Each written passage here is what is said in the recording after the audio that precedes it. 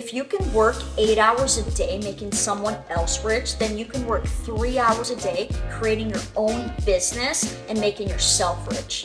Let me show you how. Alright guys, so for my online stores, I use Shopify.com. So when you're first starting out, you only have to spend $29 per month to create your online store.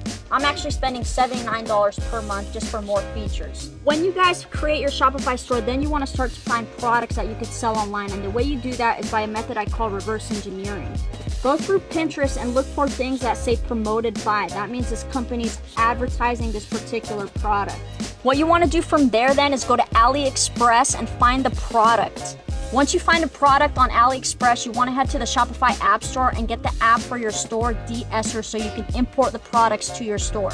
Remember, don't use AliExpress to ship. Start out by using Weo. What you want to do from there is create a Pinterest Business Manager. That way you could start advertising your products online for people to see it and start buying it. Now stop wasting time. Go make that money online.